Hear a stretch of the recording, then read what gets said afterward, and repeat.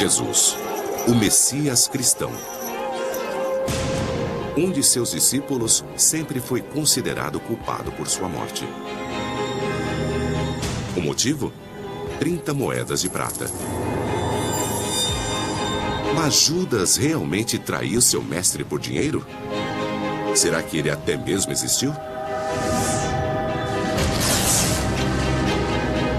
É só analisar os evangelhos e outros suspeitos com motivos razoáveis emergem das sombras. Sacerdotes vingativos, um cruel governador romano, pregadores rivais e um príncipe assassino. Após 2000 anos, chegou a hora de reabrir esse caso.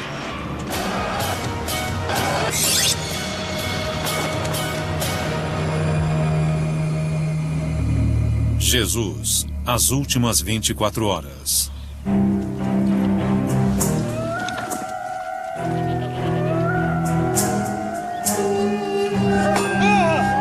A crucificação de Jesus lançou uma religião que varreria o mundo. A história da Páscoa e dos últimos 5 dias de Jesus em Jerusalém é fundamental para a fé cristã. É a história de um Salvador inocente, Jesus Cristo, traído por um negociante inescrupuloso, Judas Iscariotes. Mas e se a história condenou o homem errado pela morte de Jesus?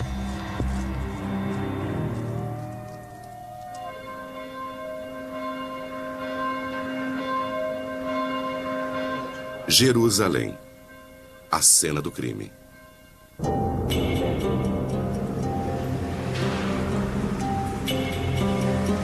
Em algum lugar dessas ruas, Judas deve ter aceitado dinheiro em troca da traição de seu mestre. Soube que precisam de informações. Ninguém nega que alguém engendrou a morte de Jesus. Mas estudiosos da Bíblia do mundo todo entram em discordância quanto à culpa de Judas. Acho que ao analisar uma figura como Judas, devemos nos perguntar se existe algum tipo de base histórica em relação a ele. É triste ver que a história cristã colocou cada vez mais culpa sobre Judas, e isso é fato. Aprendemos que Judas Iscariotes sai e faz uma barganha com o sacerdote dirigente. E eu acho que isso é muito histórico e faz todo o sentido. Uma equipe de historiadores e teólogos irão liderar uma investigação desse caso encerrado. Eles vão se debruçar sobre os 4 evangelhos do Novo Testamento e realizar exames forenses nas cenas icônicas da Semana Santa. Um dos maiores desafios para os estudiosos da história de Jesus é determinar por que Jesus morreu e quem foi o responsável.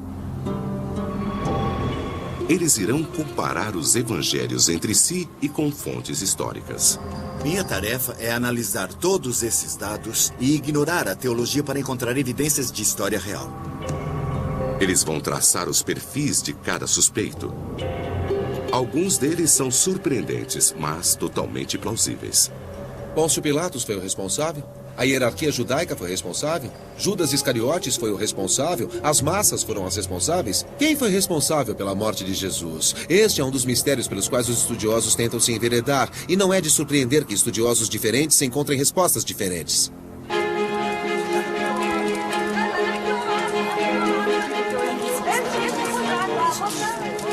Domingo. 5 dias para a morte de Jesus. É a semana da Páscoa no ano 33 da era cristã. Do lado de fora dos portões de Jerusalém, Jesus chega com seu grupo de discípulos. Vejo Jesus como uma pessoa que tem uma energia carismática tremenda. As pessoas ficavam admiradas em sua presença e sabiam, quando estavam perto dele, que havia algo muito especial. Jesus é um entre as centenas de milhares de judeus que vieram de todos os cantos da Terra Santa para o festejo judaico mais importante do ano.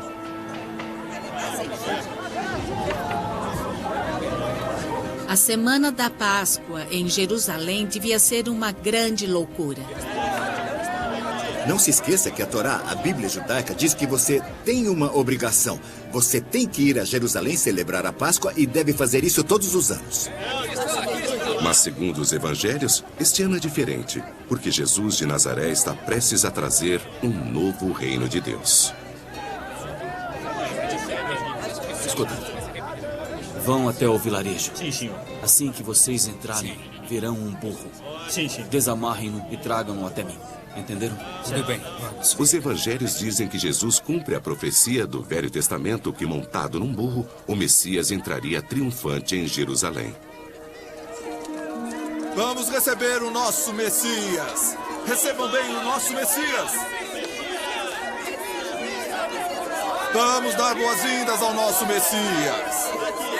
Ele é o nosso Messias.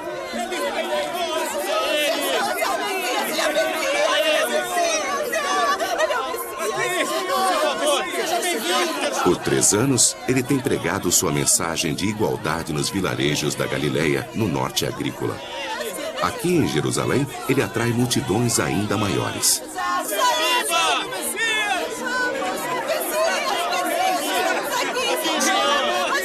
Claro que ele estava em contato com as necessidades do povo. E como ele mesmo tinha crescido na pobreza, num círculo de camponeses e tinha forte sensibilidade para o sofrimento do povo.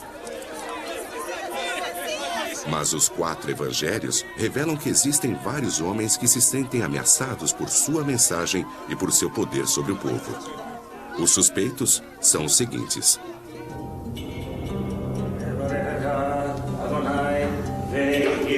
Caifás, o sumo sacerdote do grande templo.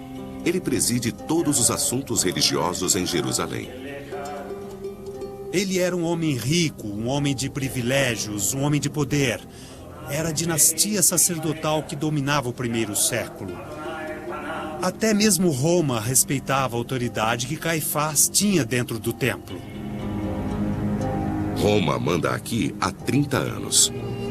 Nesta semana da Páscoa, Caifás não pode tolerar qualquer perturbação da paz. Seu mestre romano não permitirá isso. Pôncio Pilatos, o governador romano, acaba de chegar de sua casa no litoral, na Cesareia. Ele não está aqui para desfrutar dos festejos. Ele está aqui para manter a lei e a ordem. Pobre Pilatos. Imagino que ele já está de mau humor quando chega à cidade. Ele aparece com cerca de 3.000 soldados. Ele é responsável por garantir que toda essa loucura aconteça de maneira organizada e que todos voltem para casa em segurança. E há outros em Jerusalém que querem Jesus fora do caminho.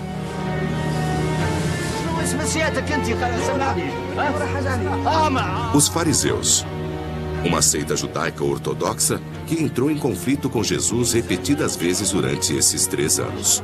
Os pregadores fariseus acham que Jesus é liberal demais e popular demais.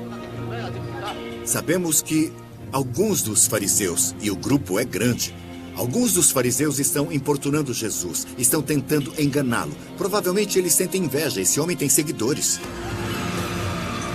Mas mesmo alguns dos próprios seguidores de Jesus podem ter se cansado de seus ensinamentos pacifistas. Vários judeus de Jerusalém querem se rebelar contra os romanos que ocupam sua cidade. E, finalmente, Herodes Antipas, filho do rei Herodes o Grande. Antipas, governante da Galileia, vem caçando Jesus há meses. Suspeito que Antipas tenha tido seus próprios interesses em mente e queria apenas garantir que Jesus sumisse de maneira apropriada.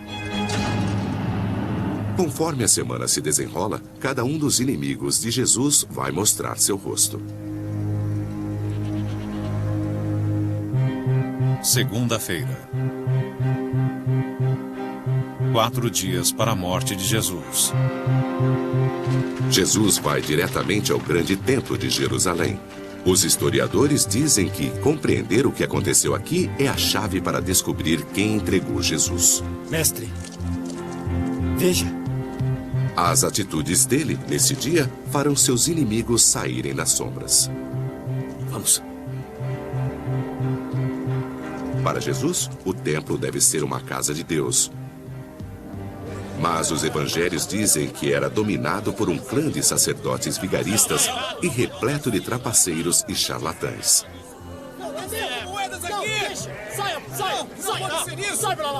Existem várias provas nas fontes judaicas sobre ter cautela com os sacerdotes, porque os pesos deles não são exatos. Vamos! Paguem os impostos aqui! Aqui, paguem os impostos! No templo, os peregrinos podem apenas comprar animais para sacrifícios com moedas locais. Isso os deixa expostos à exploração por parte dos cambistas inescrupulosos. Solta ela! Deixa ele! Calma! Eu vi primeiro essa... Eu vi primeiro! Jesus teria ficado furioso.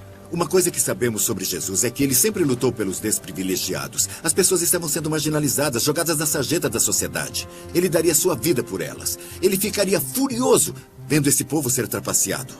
Moedas! Aqui tem as moedas! Vamos! Coloquem as suas moedas aqui! Não está escrito que minha casa deve ser uma casa de oração? Vocês a estão transformando num antro de ladrões! Não! Quem você fez aqui? Tenha piedade! Isto aqui está parecendo um mercado! Estamos só tentando receber! Essa atitude de Jesus resume muito bem a mensagem que ele vinha pregando na Galileia através de seu ministério, de que o status quo, os governantes que estão no poder, eram corruptos e que Deus iria derrubá-los e introduzir algo novo.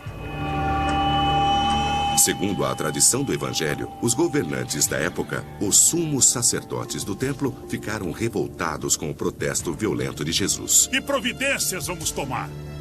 Os sacerdotes permitiam que os cambistas operassem no templo e eles lucravam com esse embuste. Mas não foram apenas os sacerdotes que se ofenderam. Depois do incidente no templo, os romanos, os fariseus e Herodes Antipas tinham a munição de que precisavam para conspirar contra Jesus. Mas qual deles realmente entregou Jesus? Os evangelhos alegam que foi alguém de seu círculo interno. Judas Iscariotes. Quarta-feira.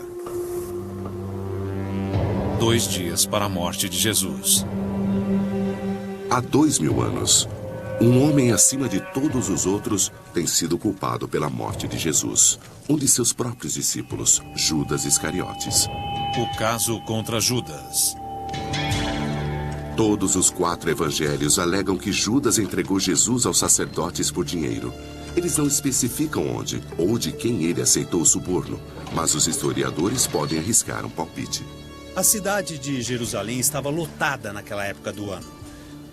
Então teria sido fácil para Judas Iscariotes ir até a casa opulenta de algum sacerdote e falar com um criado. Encontrar alguém no portão e dizer: olhe, sei que estão interessados em conseguir informações. Eu tenho informações. Posso levá-los até ele. Moedas.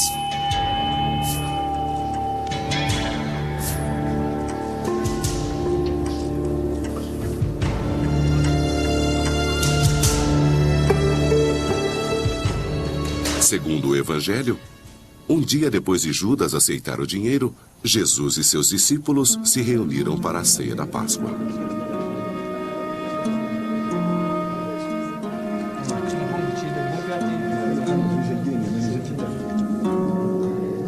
A última ceia é uma das cenas mais icônicas da tradição cristã. Aqui, Jesus previu a traição de Judas.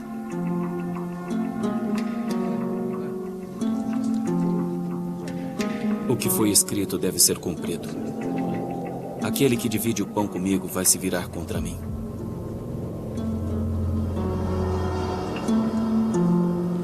Um de vocês me trairá.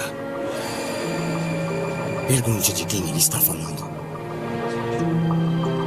É o homem a quem eu darei este pedaço de pão.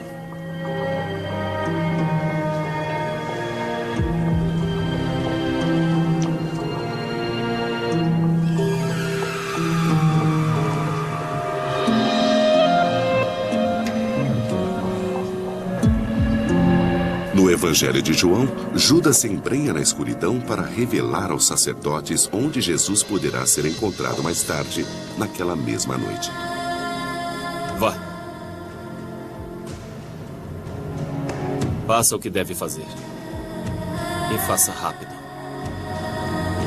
Qual foi o motivo de Judas? Acho que ele era ganancioso.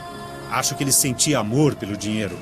Acho que no fim ele se deixou dominar por um espírito do mal. Pode ter sido o desejo de Deus, algum tipo de providência. Talvez tudo tenha feito parte de um plano maior. É esse tipo de atitude que se vê nos evangelhos, na tentativa de aceitar um fato tão embaraçoso, que um dos 12 traiu Jesus.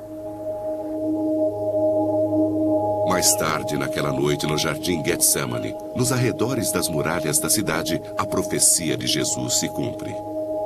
O Senhor é capaz de tudo. Que este cálice seja afastado de mim, ó Pai. Pai, o Senhor é capaz de tudo, se quiser. Afaste esse cálice de mim.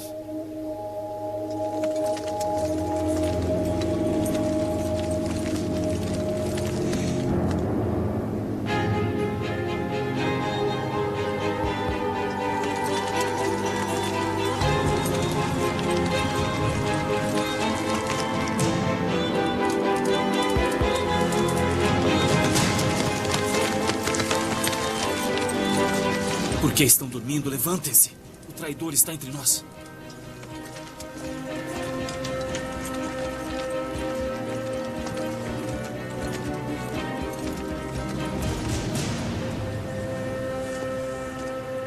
Mestre. Amigo. Faça o que você veio fazer. Judas identifica Jesus para um grupo de guardas do templo enviados pelos sacerdotes para prendê-lo. Você traiu o Filho do Homem com um beijo. Mas Judas realmente traiu Jesus? Alguns historiadores apontam grandes falhas no caso contra Judas. A primeira surge no Evangelho de João, que afirma que Judas era o tesoureiro do grupo.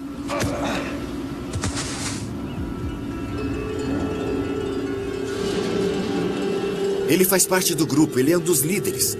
O motivo não pode ser aquele que Mateus indica. Mateus disse que ele queria dinheiro. Bom, ele era encarregado do dinheiro do grupo. Ele só precisava dizer, fiquem longe de mim, não está dando certo, eu vou fugir com o dinheiro. E ele teria conseguido muito mais dinheiro do que as meras moedas que dizem que ele recebeu. 30 moedas de prata não eram nada. Mas se não foi por dinheiro, há outro motivo para a traição de Judas escondido nos evangelhos?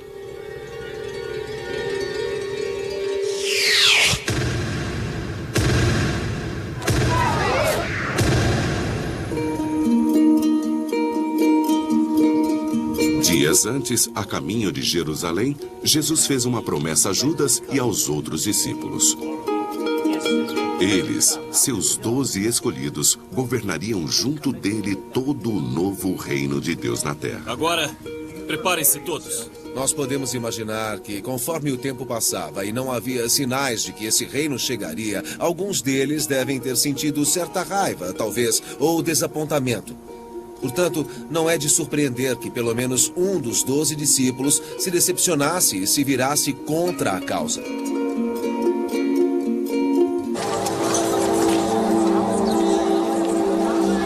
Se já estava desiludido, Judas pode ter tomado sua decisão quando o grupo chegou a Jerusalém, o centro do poder político e religioso.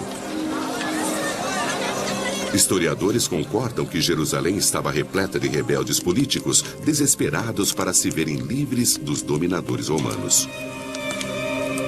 Era muito fácil uma revolta ser iniciada e que as massas se exaltassem com a presença de líderes que pudessem comandá-las contra os romanos.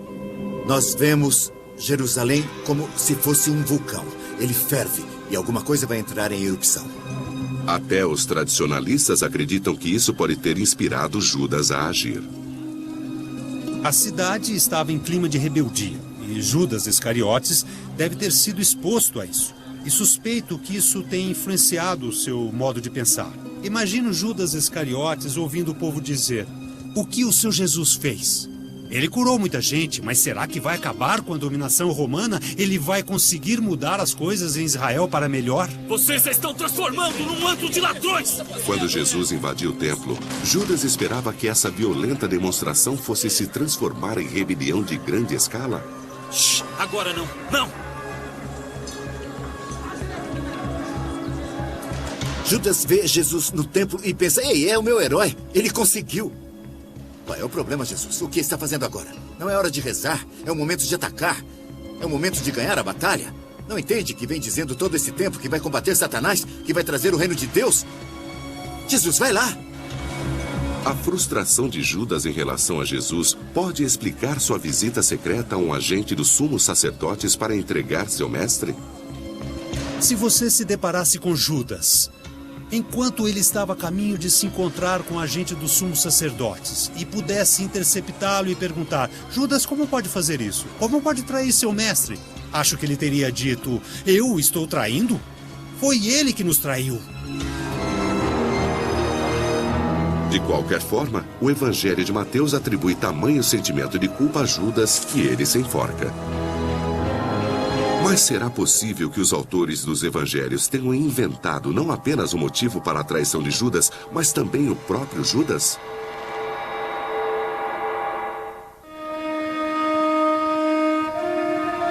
Se Judas entregou Jesus porque queria se rebelar contra os romanos, então por que ele sempre é apresentado como se tivesse traído Jesus por dinheiro?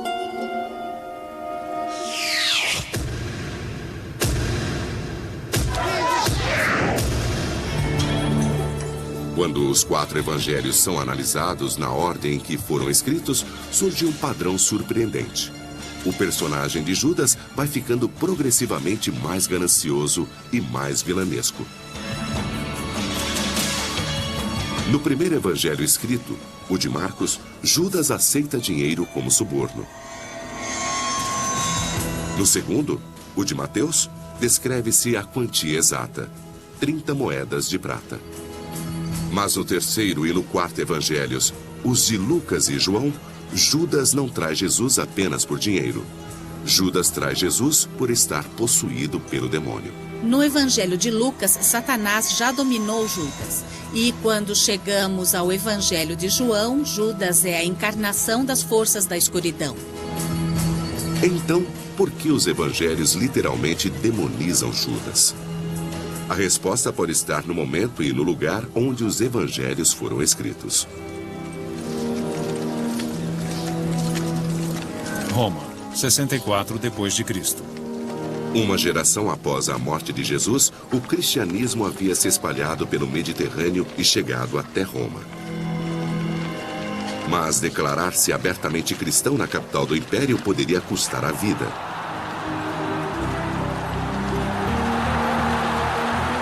Crônicas romanas dizem que o imperador Nero usava cristãos como tochas humanas para iluminar seu jardim.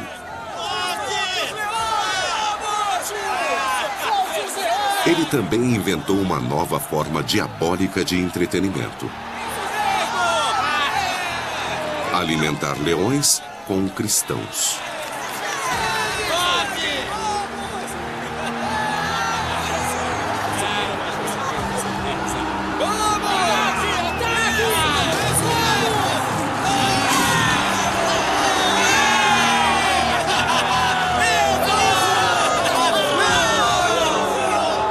E os cristãos, considerados membros de uma seita que se desgarrara do judaísmo, não eram apenas perseguidos pelos romanos, eles também estavam sendo rejeitados por seus companheiros judeus. A igreja praticava uma perseguição intensa na época e, ao mesmo tempo, não era possível se proteger nas sinagogas, porque eles estavam sendo expulsos das sinagogas e considerados hereges.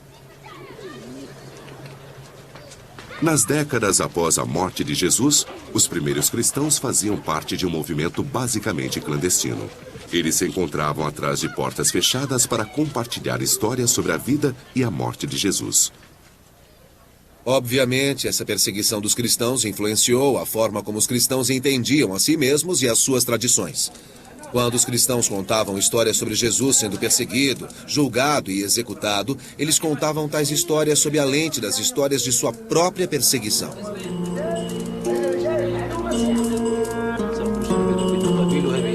Mas todo o panorama político estava prestes a mudar radicalmente.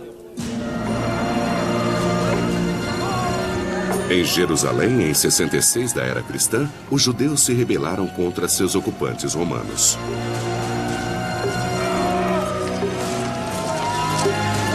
Em retaliação, centenas de milhares de judeus foram massacrados.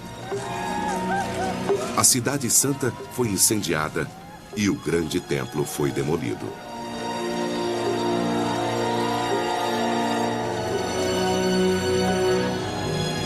Aquilo foi como o 11 de setembro. Foi inacreditável. Era a única coisa que eles conheciam que duraria por toda a eternidade. E a destruição disso chocou todo mundo. Vários historiadores agora acreditam que quando os primeiros cristãos escreveram suas histórias sobre Jesus na forma dos evangelhos, eles tiveram que tomar uma difícil decisão estratégica. Deviam tomar partido de sua antiga religião, o judaísmo, ou deviam se aliar a Roma? O fato dos evangelhos serem escritos à luz da Primeira Guerra Judaica mostra que os autores se perguntavam: qual é o nosso lugar? Fazemos parte do povo conquistado? Fazemos parte do grupo dos judeus que recentemente foram totalmente arrasados pelos romanos? Ou há um jeito de argumentar que não nos opomos a Roma, que não nos opomos ao Império?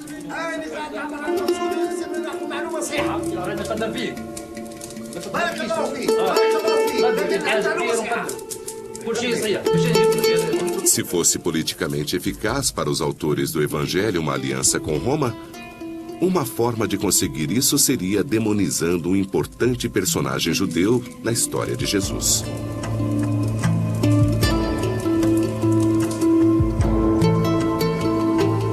Alguns especialistas levam tal argumento ainda mais longe. Para eles, o personagem de Judas parece ser tão artificial que a questão é se ele realmente existiu. Todos temos que confrontar a questão. Judas é uma criação da história literária? Bem, podemos argumentar que sim. É necessário ter um protagonista como Jesus e também um antagonista que seria Judas. Assim tem-se uma bela história. O fato de o nome de Judas ser Yehudá, ou judeu, é outra razão para nos perguntarmos se ele é, na verdade, um símbolo do mal, não uma pessoa que existiu. Mas nem todos os especialistas compartilham dessa visão. Quem é que vai inventar uma história sobre Jesus apontando um dos discípulos como traidor? Não tem como.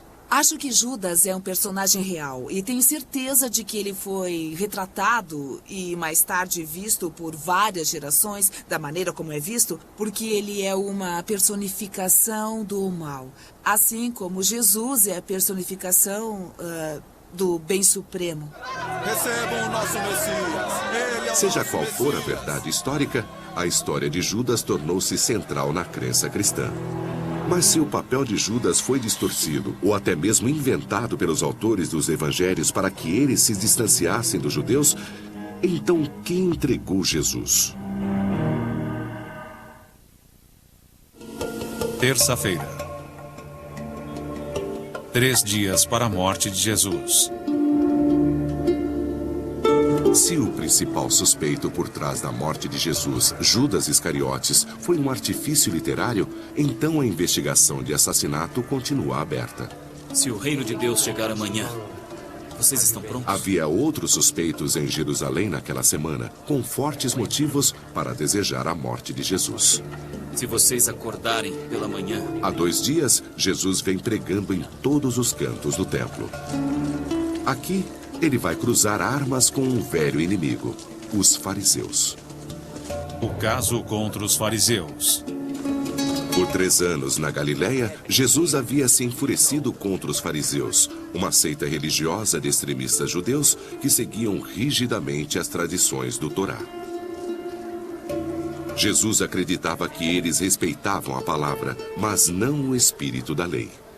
Os fariseus queriam que o povo continuasse num certo estado de pureza o tempo todo, coisa que na verdade era apenas exigida no templo.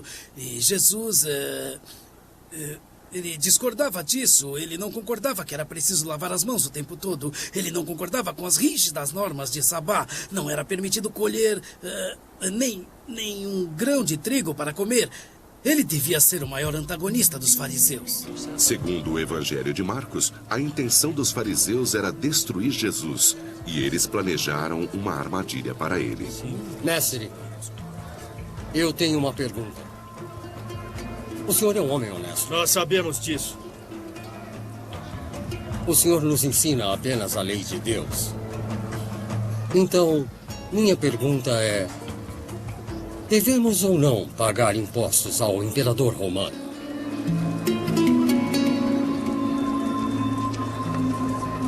Os fariseus estavam tentando fazer Jesus rechaçar publicamente a ocupação romana e o imperador, um crime passível de morte. Seus hipócritas. Por que estão tentando me enganar?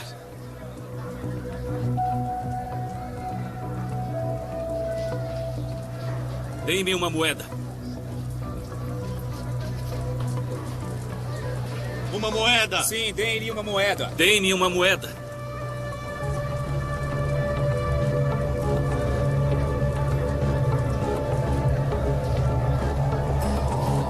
De quem é esta cabeça? De César! De quem é a cabeça, a inscrição? De César! Portanto, a César o que é de César, e a Deus o que é de Deus.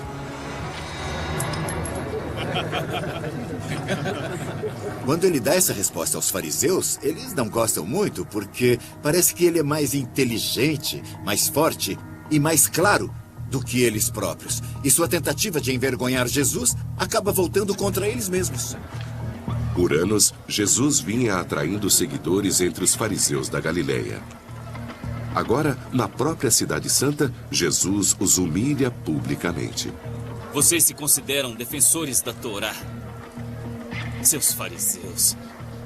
Vocês são como tumbas pintadas com cal.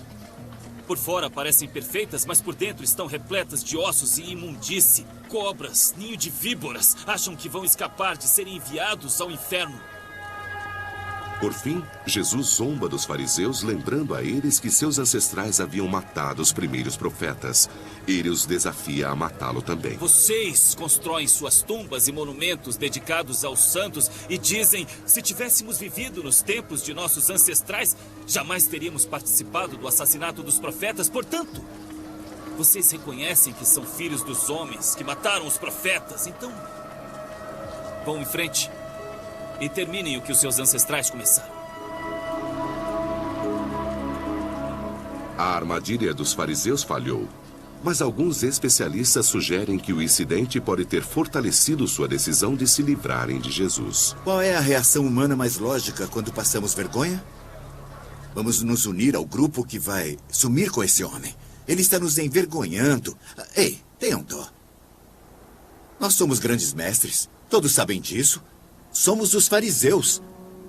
Então, eu lhe pergunto, quem entregou Jesus? Vamos admitir que alguns fariseus podem estar por trás disso. Recebam o nosso Messias. No momento em que colocou os pés em Jerusalém, Jesus mexeu no vespeiro. Se o traidor de Jesus foi Judas, os fariseus ou os agentes do templo, todos os evangelhos apontam para um único mentor por trás de sua prisão e assassinato: o sumo sacerdote Caifás. O caso contra Caifás. Notícias sobre a explosão de Jesus no templo chegaram aos ouvidos de Caifás. Esse homem está se tornando uma lenda.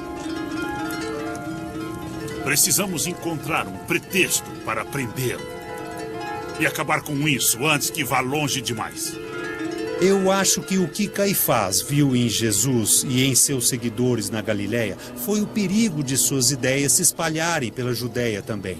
Havia o perigo de uma grande rebelião estourar. Poderia acontecer de Caifás ser substituído como sacerdote junto com seu grupo. Se vamos prendê-lo, terá que ser antes do início dos festejos. Caso contrário, teremos que lidar com uma rebelião. Segundo todos os 4 evangelhos, na noite de quinta-feira, Caifás agiu. Quinta-feira. Um dia para a morte de Jesus.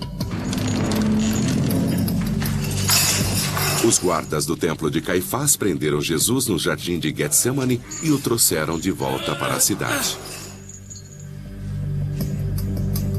Segundo 3 evangelhos, eles zombam e açoitam Jesus antes de arrastá-lo até as suntuosas instalações do sumo sacerdote.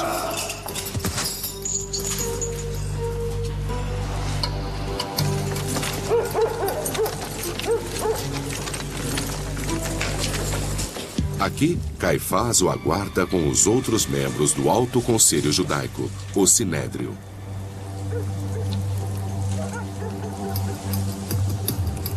Você é o Cristo? Você é o filho do abençoado? Não vai responder? Segundo todos os evangelhos, menos o de João, o motivo de Caifás para prender e interrogar Jesus é simples. Caifás presidia o templo. Ele se inflamou pelo fato de Jesus ter invadido seu território e revirado as bancas dos cambistas.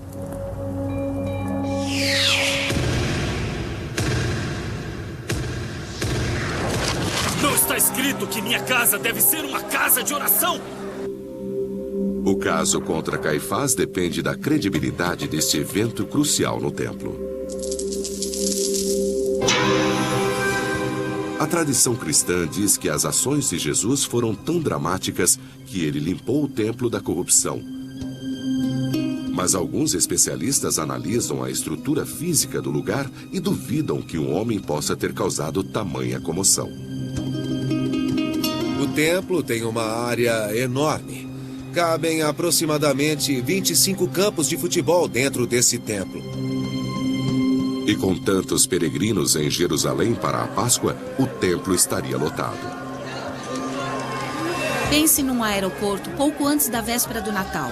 É dessa quantidade de gente que estamos falando. Se Jesus tivesse realmente feito isso dentro do templo, eu me pergunto, quantas pessoas teriam visto? Será que pessoas a 15 metros de distância teriam visto o que aconteceu? Quem poderia ter visto toda essa ação?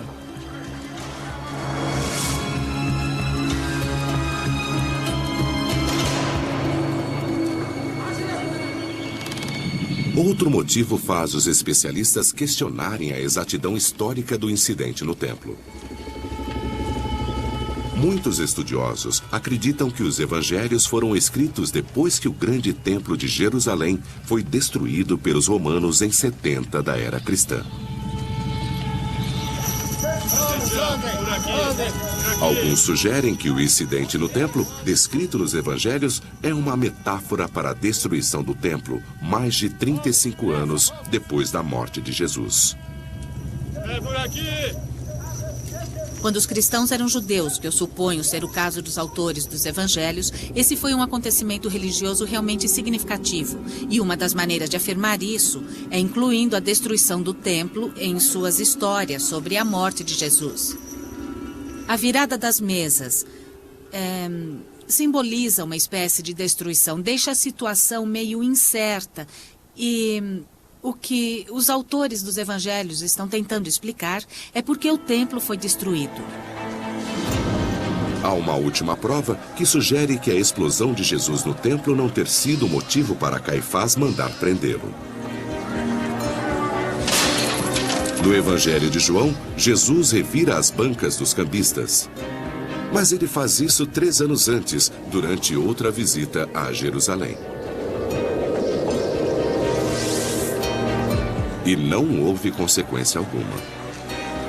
Isto aqui está parecendo um mercado!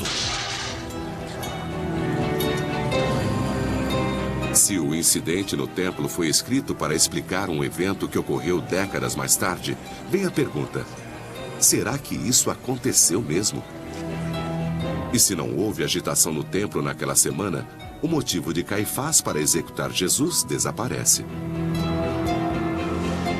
Mas o caso contra Caifás, o sumo sacerdote, não está encerrado.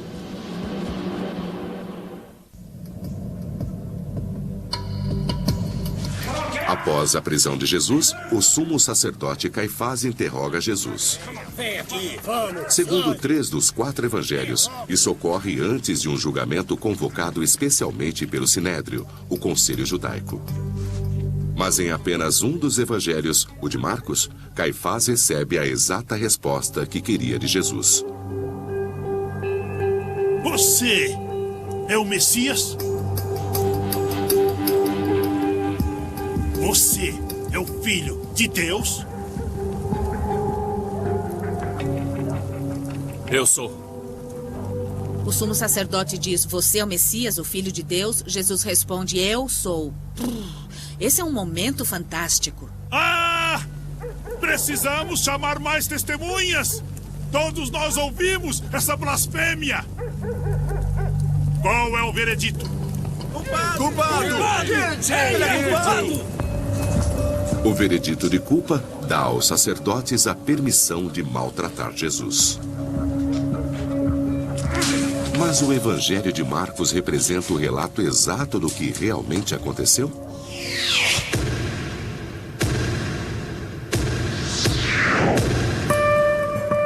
Em Marcos, Jesus incrimina a si mesmo. Você é o Filho de Deus? Eu sou.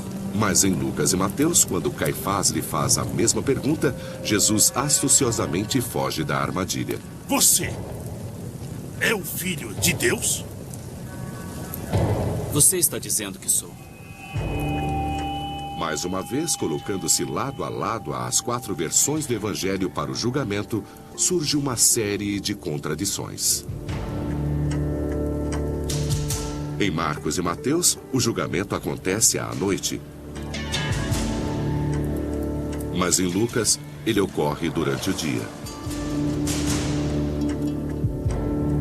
Em Mateus e Marcos, testemunhas depõem contra Jesus. Mas em Lucas, não há testemunhas. Eu acho muito difícil confiar nos relatos do julgamento de Jesus perante o Sinédrio, porque nós não temos fontes confiáveis de informação. Jesus foi morto no dia seguinte, então não pôde contar a ninguém o que aconteceu. E eu não creio que as autoridades judaicas se colocaram à disposição de quaisquer pesquisadores cristãos. Com julgamento ou não, os poderes de Caifás como sumo sacerdote eram limitados. Historiadores da época, como Filo e Joséfo, revelam que apenas os romanos tinham poder para mandar executar um homem. Jesus, as últimas 24 horas.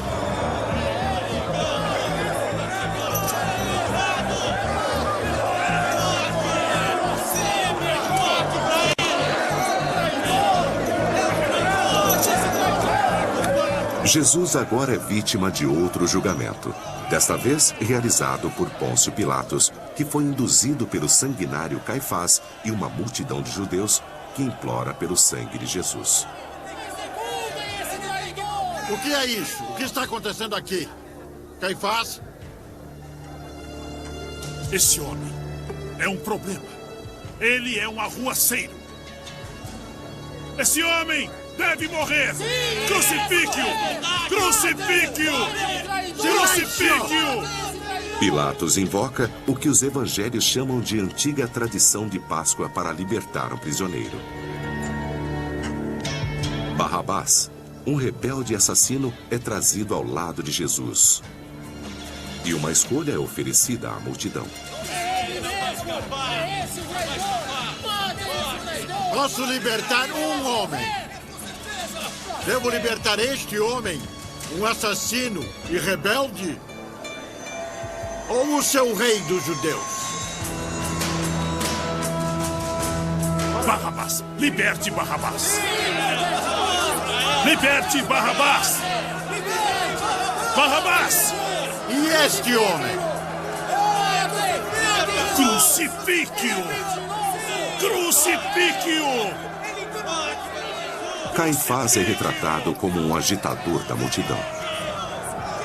Mas a exemplo do que acontece com a descrição de Judas, há uma mudança significativa de um evangelho para outro. O primeiro evangelho, o de Marcos, escrito cerca de 35 anos após a morte de Jesus, descreve simplesmente uma multidão. Em Mateus, são as multidões que querem ver Jesus morto. Em Lucas, são as turbas. E em João, escrito cerca de 90 anos depois, é todo um povo. Todo um povo, que significa toda a nação de Israel. Como explicar essa progressão? Está bem claro, é para demonizar os judeus, para deixar claro que os judeus crucificaram Jesus e que, no fim das contas, Jesus não era judeu. No Evangelho de Mateus, a multidão de judeus já confessou sua culpa. De fato, eles a celebram.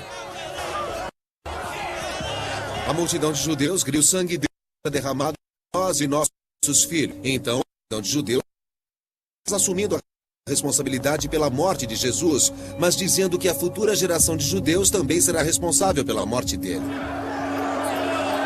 Estudiosos argumentam que o fato de todos os judeus terem aceitado essa responsabilidade no Evangelho de Mateus foi levado ao pé da letra pelos cristãos na Idade Média. Isso, obviamente, causou terríveis atos de antissemitismo ao longo dos séculos. Quando os cristãos subiram ao poder, eles puderam se aproveitar disso para dizer que os judeus tinham aceitado a culpa pela morte de Jesus, que eles eram assassinos de Cristo e que mereciam ser castigados.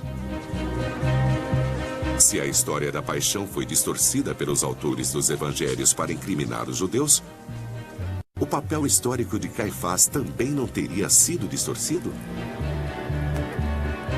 Se o julgamento pelos judeus foi inventado e a multidão diante de Pilatos exagerada, então talvez Caifás tampouco tenha sido o vilão sanguinário retratado no Novo Testamento. Eu rejeito totalmente a afirmação de Caifás querer que ele fosse crucificado.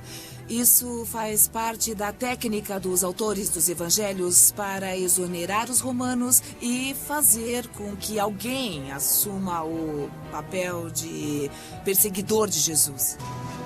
Mas se não foi Judas, Caifás ou os fariseus os responsáveis pela morte de Jesus, então quem foi? Sexta-feira. O dia da morte de Jesus.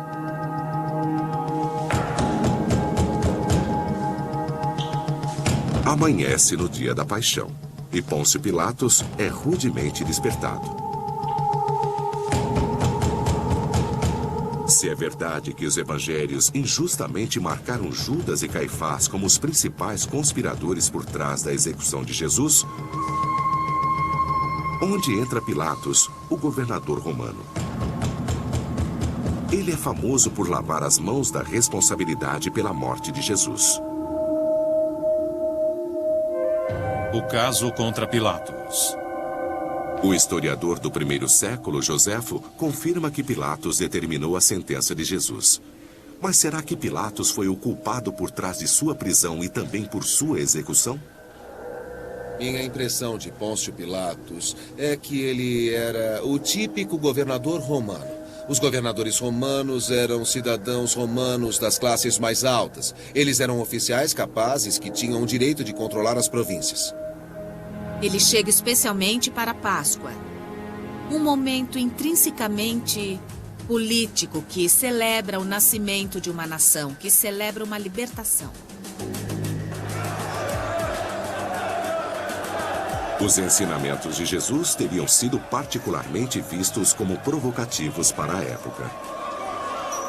Mesmo que não imaginemos que Jesus estivesse propondo qualquer revolta armada contra Roma, o simples fato de citar o reino durante a Páscoa teria sido particularmente agitador.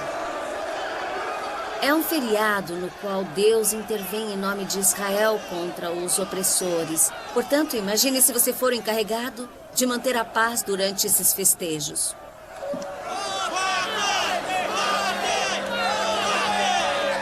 Pilatos e Caifás teriam sido velhos conhecidos. O que é isto? O que está acontecendo aqui? Caifás? O que é isso? Esse homem é um arruaceiro. Ele causa problemas aonde vai. Ele é uma ameaça à nossa nação. Então julguem-no por suas próprias leis. Tenho certeza de que ele não só era condescendente, como também desprezava o povo judeu. Chega! É um povo que ele não consegue entender, é um povo que age e come de maneira diferente. Mas, ao mesmo tempo, ele tem a sabedoria de qualquer governador, que sabe que para manter a ordem na sua região de domínio, ele não pode ser provocativo demais. Levem-no!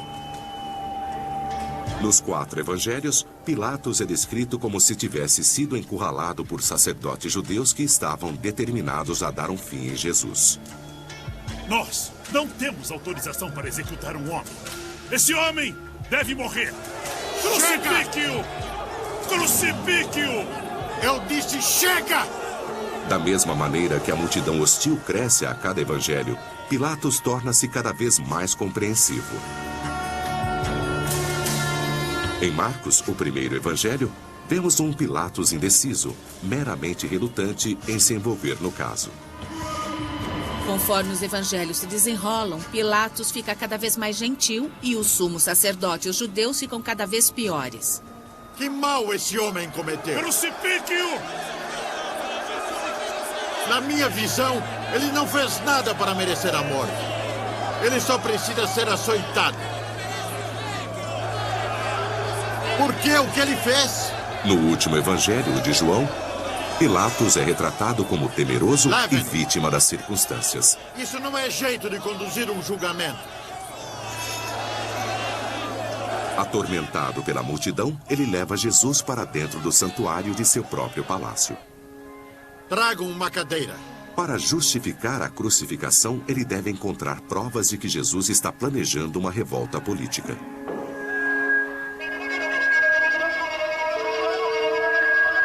O que você fez? Seu próprio povo, seus próprios sacerdotes o trouxeram. Dizem que você se declara rei. Diga-me, eu não sou judeu.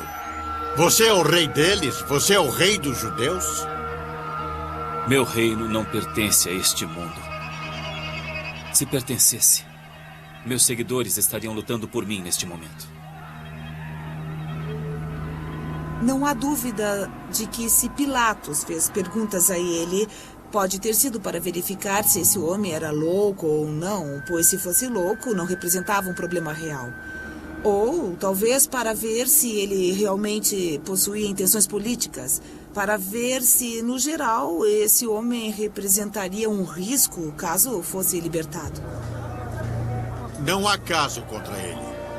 Em João, Pilatos diz à multidão 3 vezes que Jesus é inocente.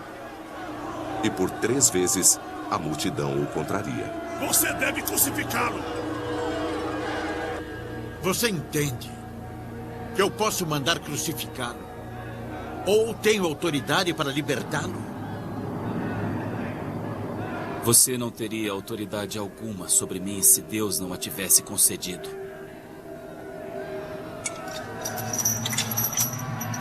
Parte da necessidade disso é para mostrar que Pôncio Pilatos é mais um lacaio do que um líder com autoridade. Ele está sendo convencido, não consegue se decidir.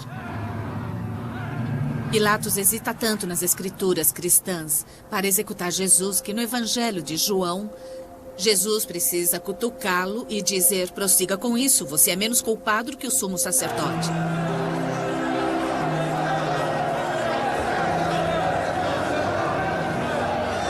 Pilatos não consegue mais enfrentar a multidão insistente. E no Evangelho de Mateus, tragam água. Por fim, ele lava suas mãos da responsabilidade. Se é isso que querem, eu lavo minhas mãos do sangue deste homem. Condenem-no vocês mesmos. Mas a história sustenta isso? Pilatos era impotente e indeciso? Registros deixados pelos historiadores do século I sugerem que ele era um homem totalmente diferente. Todos os evangelhos retratam o governador romano Pôncio Pilatos como uma figura fraca e indecisa que relutou em derramar o sangue de um homem inocente. Mas os historiadores do século I, Joséfo e Filo, pintam um quadro muito diferente. Ele foi um dos poucos, se não o único governador a ser convocado a ir a Roma por tratar o povo com brutalidade excessiva. Para quem está num regime colonial brutal, é significativo ser tão brutal que acaba sendo chamado de volta ao quartel-general. Os autores dos evangelhos cristãos os escreveram décadas após a morte de Jesus, quando Roma dominava as terras sagradas. Será que eles mascararam o personagem de Pôncio Pilatos para caírem nas graças dos romanos? Gostaríamos de conhecer a verdadeira posição de Pilatos. O escritor judeu da época, Filo, descreve Pilatos como inflexível, teimoso e cruel, com uma mistura de obstinação e determinação. Joséfo entra em maiores detalhes.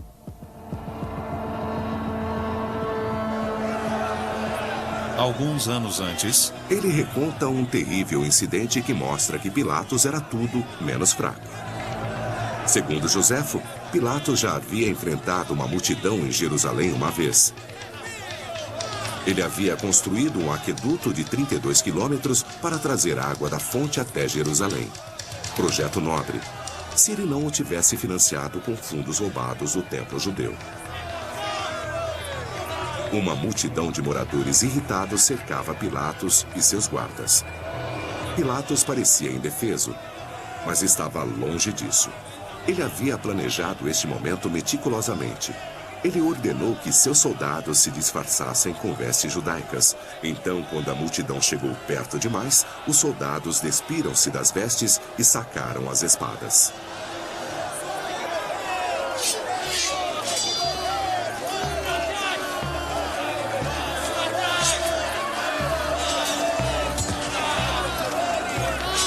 Se pudermos acreditar nesse relato, então fica difícil imaginar o Pôncio Pilatos retratado nos evangelhos. Então temos Pôncio Pilatos, uma figura histórica sedenta por sangue, dizendo: eu não acho que Jesus tenha feito nada errado, não vou condená-lo.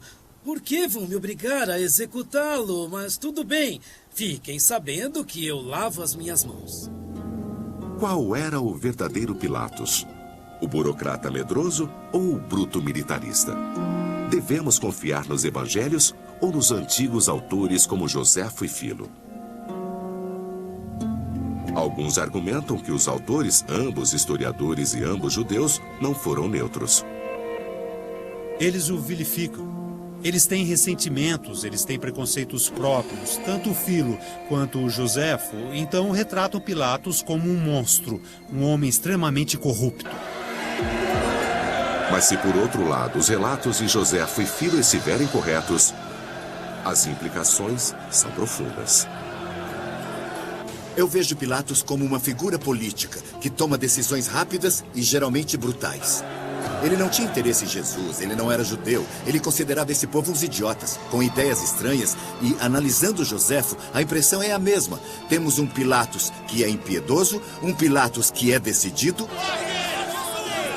Portanto, a intenção de mascarar Pilatos não é histórica, mas sim uma tentativa de possibilitar que os evangelhos tenham êxito nos mundos grego e romano. Se Pôncio Pilatos era brutal e não medroso, isso dá uma definição totalmente diferente ao relacionamento entre Pilatos e Caifás. Sabe que não vou tolerar qualquer agitação. Eu sei. Estamos sabendo desse profeta Jesus. Ele vai causar problemas? Imagino Caifás dizendo: olhe, nós dois sabemos que Jesus não é uma pessoa politicamente perigosa. É tudo conversa. Às vezes palavras levam a ações. Sabemos que seus seguidores não andam armados. É verdade que ele tem entusiasmado um pouco as multidões. Se eu trouxer Jesus aqui, você promete não fazer mais nada? E Pilatos teria dito: você tem 15 minutos para trazê-lo até mim. Não tenho todo o tempo do mundo. Vamos dar um fim nisso agora mesmo.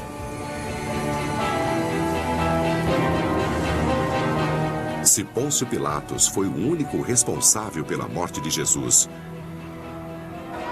talvez Jesus tenha sido um homem marcado para morrer desde o momento em que chegou a Jerusalém.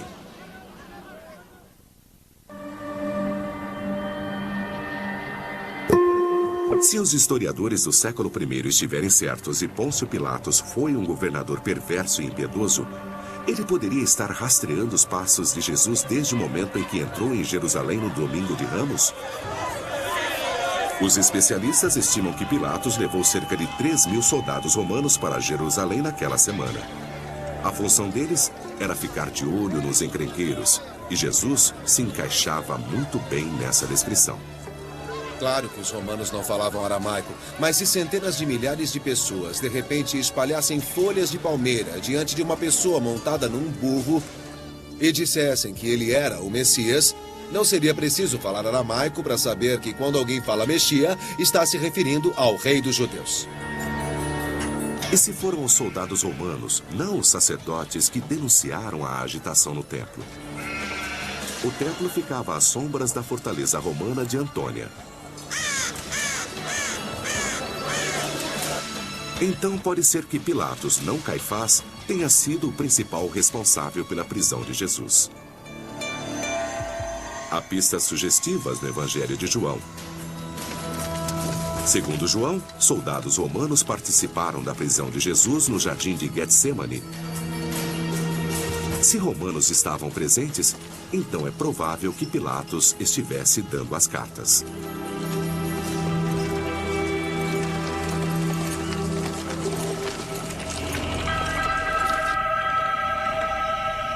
Pilatos pode até ter enviado Jesus ao palácio de Caifás por acreditar que se tratava de um problema fundamentalmente judeu que o sumo sacerdote conseguiria resolver. O Evangelho de João traz um relato muito diferente do encontro de Jesus com Caifás naquela noite. Em João, Jesus não é tão maltratado pelos guardas de Caifás como descrevem os outros evangelhos. Não há um julgamento formal perante o Sinédrio. Em vez disso, Jesus se encontra a sós com Caifás. Se Pilatos mandou prender Jesus e o enviou a Caifás por ser um problema essencialmente judeu, é possível que Caifás tenha tentado encontrar um jeito de liberar Jesus?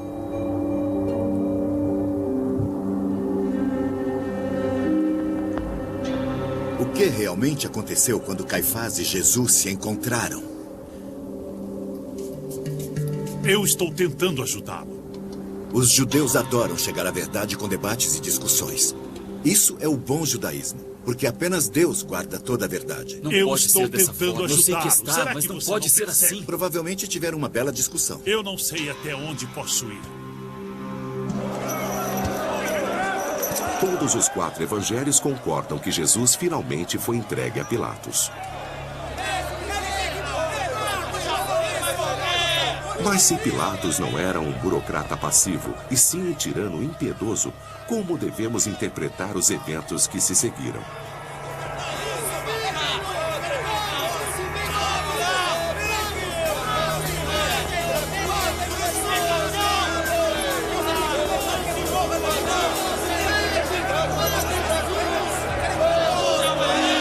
Silêncio!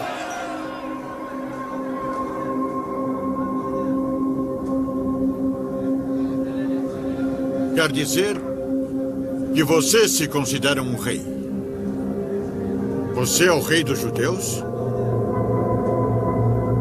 O militarista Pilatos, retratado nos registros históricos de Joséfo e Filo, certamente não teria sido acuado por uma multidão. Eu não acho que havia uma multidão no julgamento de Jesus perante Pilatos. Não havia ninguém presente para tomar notas, então os autores dos evangelhos não sabem o que aconteceu. Só mais tarde, historiadores cristãos inventaram que a multidão de judeus clamou pela crucificação, e então Pilatos cedeu ao desejo dela.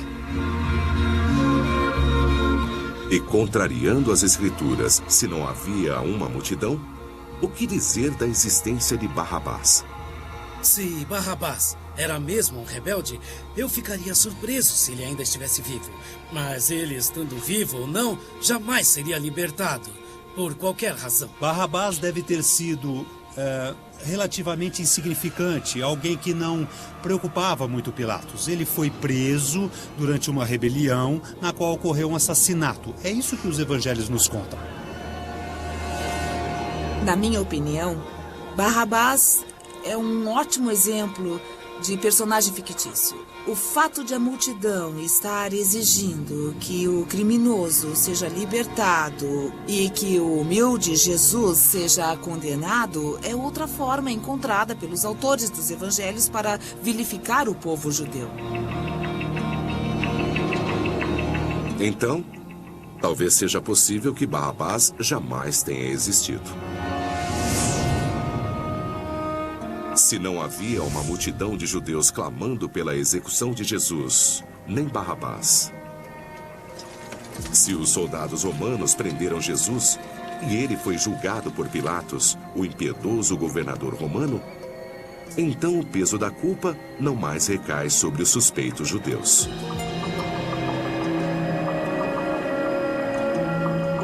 Mas se Pilatos de fato foi o único responsável pela prisão e execução de Jesus, leve-no.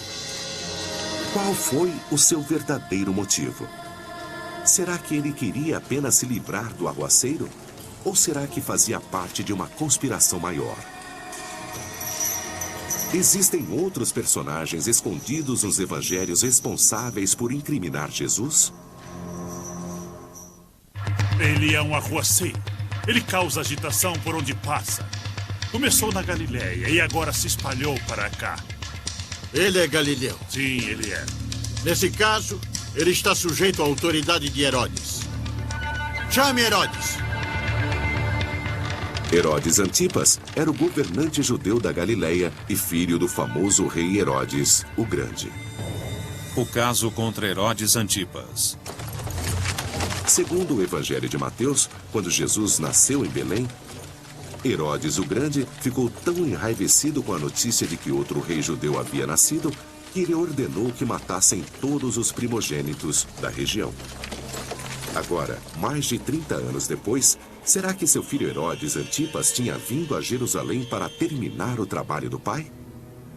Vou apontar outro suspeito, Herodes Antipas. Ele teria ficado furioso se qualquer um na sua região, a Galileia, levasse o crédito e a honra que apenas ele merecia. Ele queria ser assim como Herodes o Grande, o rei dos judeus.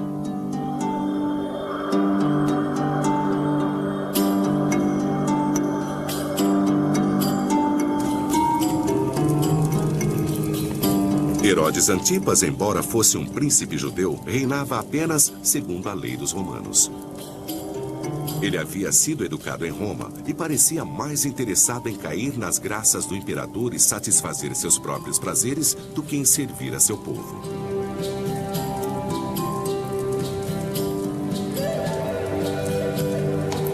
Antipas ficara enfurecido com os ensinamentos de João Batista, primo e mentor de Jesus, pois João declarara que o casamento incestuoso de Herodes era pecado. Herodes Antipas, ameaçado pela popularidade de João Batista, resolveu prendê-lo. O Evangelho de Marcos relata que após sua enteada Salomé encantar os convidados de um banquete com uma dança sensual, ela exigiu uma sombria recompensa. A cabeça de João numa bandeja.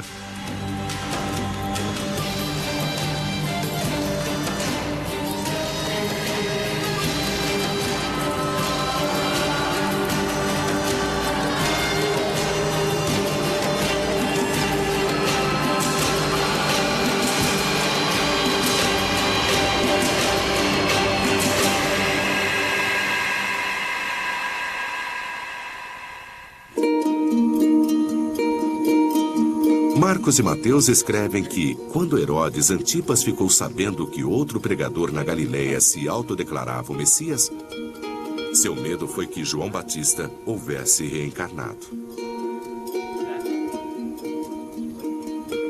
Acho que Herodes ficou apreensivo e preocupado com o fato de que o espírito de João havia retornado, mais poderoso do que nunca, e que operava em Jesus. Então eu acho que ele tinha motivos para se preocupar. Acho que Herodes Antipas teria adorado se livrar de qualquer um que lhe causasse algum problema, reunisse multidões ou não reconhecesse que ele próprio era o rei dos judeus. O Evangelho de Lucas diz que quando Jesus começou a reunir cada vez mais discípulos à sua volta, Herodes saiu ativamente em sua caça. E talvez ele tivesse não apenas razões políticas, mas também financeiras para mandar executá-lo. A missão de Jesus era salvar os proscritos e os pecadores, e os coletores de impostos corruptos eram seu principal alvo. O Evangelho de Lucas revela que um de seus 12 apóstolos, Mateus, era um coletor de impostos que Jesus convenceu a abandonar seu posto. E Jesus havia estimulado outros coletores de impostos a abandonar sua vida de corrupção, fato que teria enfurecido Herodes. O coletor de impostos cobrava o máximo possível para poder enriquecer, e boa parte do dinheiro ficava com Herodes. Herodes queria dinheiro. Então Herodes queria que o coletor fosse o mais falso e mais injusto possível para conseguir mais dinheiro. E Jesus queria justiça. Segundo Lucas, até os fariseus, a seita judaica que repetidas vezes havia confrontado Jesus, enviaram a ele um aviso de que Herodes queria vê-lo morto. Isso indica que não era uma ameaça vazia. Pode dizer a essa raposa que hoje e amanhã estarei ocupado expulsando demônios e curando doentes, mas que em breve seguirei meu caminho.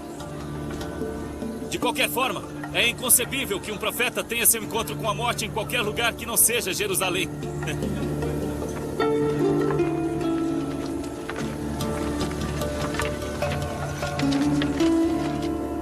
Será que o Evangelho de Lucas está correto? Será que Herodes finalmente alcançou Jesus em Jerusalém?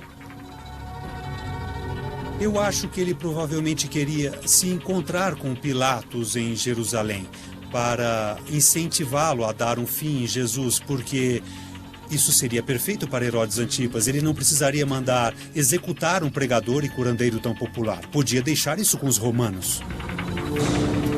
O Evangelho de Lucas é o único que diz que Jesus não passou por 2 julgamentos, mas 3. Mas que prazer. Há muito tempo eu queria conhecê-lo. Mostre-me um milagre. Eu gostaria tanto de ver um milagre. Mostre-me um milagre. Só um pouco de magia.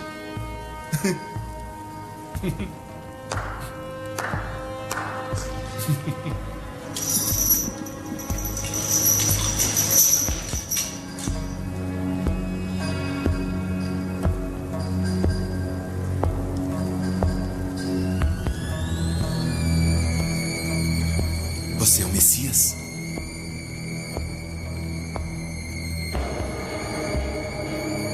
Você é o Filho de Deus?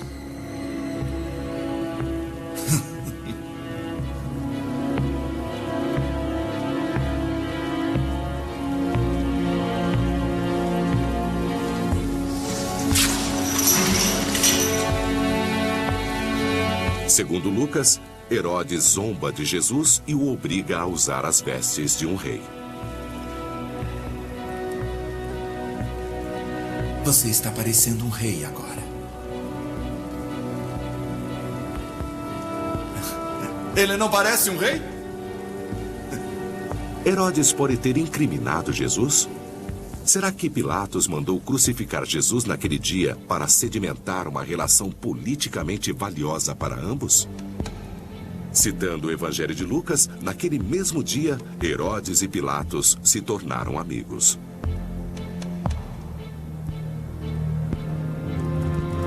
Há uma última evidência possível para esta teoria. Em 1886, o túmulo de um monge foi escavado por arqueólogos no Egito. Dentro dele, foi descoberto um fragmento de um 5º evangelho perdido. O Evangelho segundo Pedro. O Evangelho de Pedro é um dos mais interessantes evangelhos fora do Novo Testamento. E, infelizmente, não temos o texto completo, apenas um trecho. Mas esse trecho é interessante porque no julgamento de Jesus, não é Pôncio Pilatos que ordena a morte de Jesus, mas sim Herodes Antipas. Levem.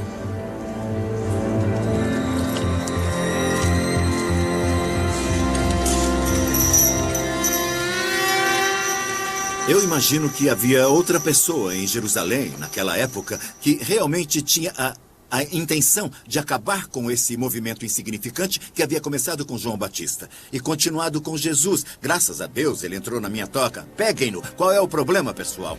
Esse é o Herodes Antipas que eu conheço. Um governador brutal e interesseiro e um príncipe corrupto e devasso. Será que esses dois homens impiedosos bolaram uma trama para matar Jesus? As evidências são fortes. Se essa for a verdadeira história, então os autores dos evangelhos, na sua tentativa de caírem nas graças de Roma, ergueram um véu sobre os verdadeiros acontecimentos daquele dia. Mas há outro personagem nos evangelhos que tinha um motivo totalmente diferente para ver Jesus sofrer e morrer. Será que os acontecimentos da Semana da Paixão fizeram parte de um plano divino, sendo o próprio Jesus o mentor de tudo?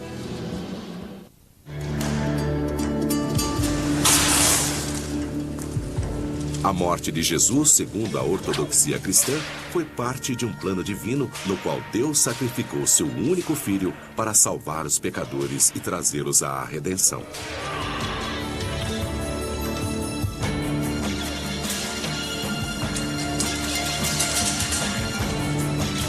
Mas e Jesus, o homem?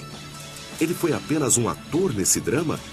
Ou, na verdade, foi o mentor de sua própria morte? O caso contra Jesus. Ao pensarmos nos possíveis responsáveis pela morte de Jesus, nós não devemos nos esquecer de que o principal ator em todas essas situações é o encarregado de todo o plano. Eu vou lhe perguntar uma coisa. Quem o povo diz que eu sou? Dizem que é o Messias. A caminho da Cidade Santa, Jesus revela a seus discípulos que vai morrer em Jerusalém.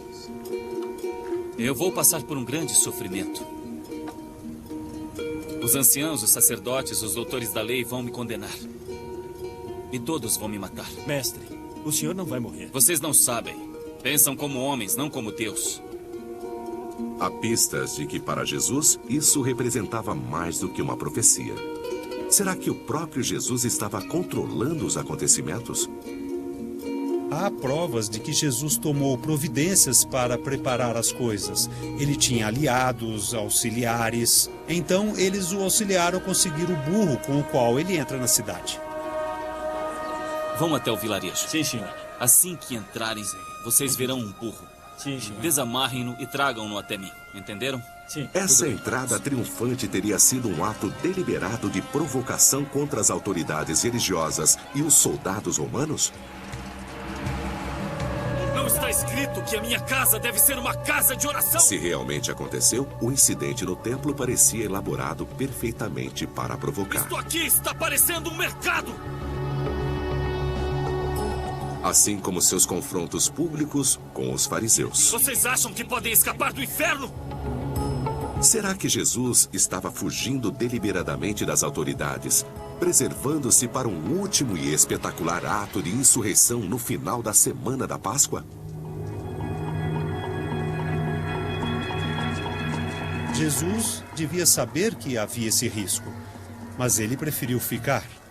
Ele poderia ter fugido, ele poderia ter escapado noite adentro e voltado para a Galileia, mas ele preferiu ficar. Então, de certa maneira, ele realmente orquestrou os eventos que levaram à sua crucificação.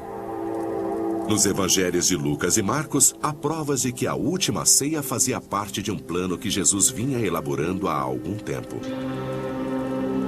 Irmãos, aproximem-se, venham aqui. Vão à cidade. E haverá um homem à sua espera. Ele estará carregando uma jarra de água. Sigam-no. Ele vai indicar uma casa. Bem, ele manda seus discípulos encontrarem um agente seu na cidade que está esperando uma ceia especial para poder preparar a sala para a ceia clandestina de Páscoa. Digam a ele que o mestre perguntou onde fica a sala. Ele vai lhes mostrar um quarto no andar de cima. Esperem por mim. Entenderam? Sim, senhor. Ótimo. Isso nos faz pensar que ele planejou tudo. É tudo uma estratégia. Se Jesus planejou a última ceia e todos os eventos da Semana da Paixão, como ele conseguiria engendrar um confronto final com as autoridades? Ele precisaria de um cúmplice que vazasse os detalhes do momento e do lugar onde ele poderia ser encontrado.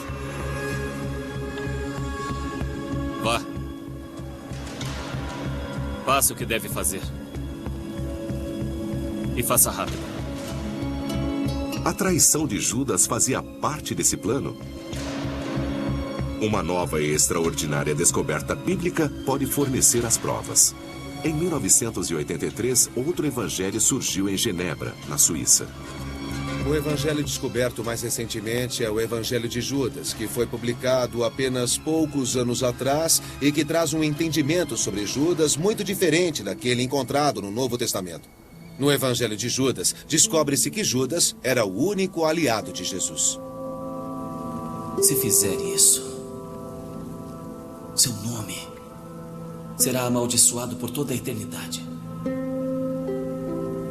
Mas faça isso por mim, e eu lhe revelarei os mistérios do reino.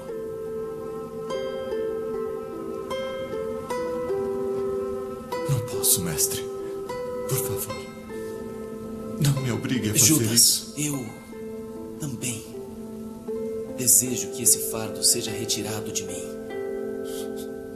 Mas eu sei que é a vontade de Deus que deve ser feita. Você se sobressairá a todos eles. O Evangelho de Judas não é aceito como cânone por muitos. Mas se for válido, significa que Jesus insistiu para que Judas o traísse, e tal fato exoneraria Judas. Se a traição foi elaborada pelo próprio Jesus, a cena no jardim de Getsemane tem um significado radicalmente diferente. Nesse lugar, segundo o Evangelho de Marcos, Jesus roga a Deus que o poupe do sofrimento que ele sabe que o aguarda. Pai,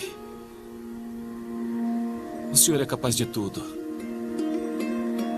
Se puder, eu lhe peço, por favor, afaste de mim este cálice.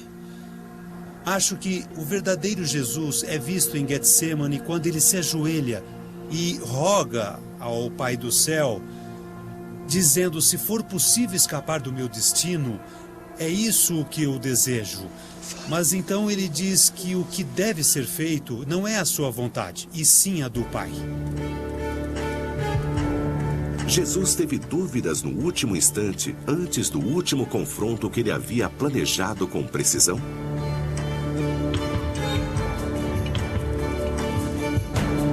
O jardim de Getsemane ficava numa montanha com vista para Jerusalém.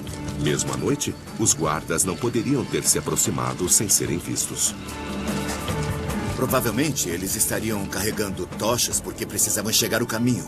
O relato é que eles podiam chegar portando facas ou espadas, e ele pôde vê-los chegar. Então por que ele fica parado? Por que ele não foge para o deserto? Ele jamais seria encontrado.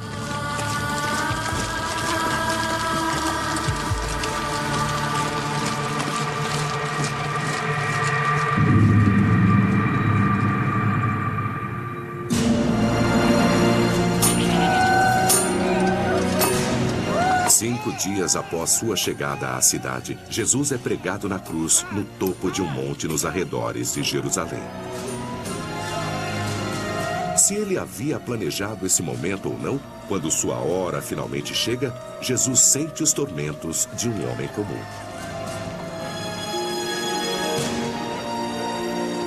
Na cruz, Jesus grita: Eli, Eli, lama sabachthani. Meu Deus, por que me abandonaste? Acho que vemos o verdadeiro Jesus naquele momento, angustiado, não desejando verdadeiramente seu próprio sofrimento e morte, mas compreendendo que é assim que deve ser. E ele está disposto a aceitar. A crucificação de Jesus ainda é o símbolo mais poderoso da fé cristã. Mas quem realmente engendrou a morte de Jesus? Os autores dos evangelhos culpam o infiel Judas, que entregou seu mestre a sacerdotes coniventes, e o alto sacerdote Caifás por agitar a multidão que clama pela morte de Jesus. Mas os evangelhos também falam das brigas de Jesus com seus rivais, os fariseus, e dão pistas de que havia militantes secretos em seu próprio grupo. Registros históricos apontam o dedo da suspeita para o brutal e impiedoso Pôncio Pilatos. E o devasso príncipe Herodes Antipas tinha um motivo para matar Jesus que perdurava por gerações. Ao reexaminar os evangelhos no contexto da época precária na qual foram escritos, ao compará-los um com os outros, já que não contam exatamente a mesma história, ao confrontá-los com outras crônicas históricas, quem afinal incriminou Jesus? A derradeira investigação de assassinato não é mais um caso simples de solucionar.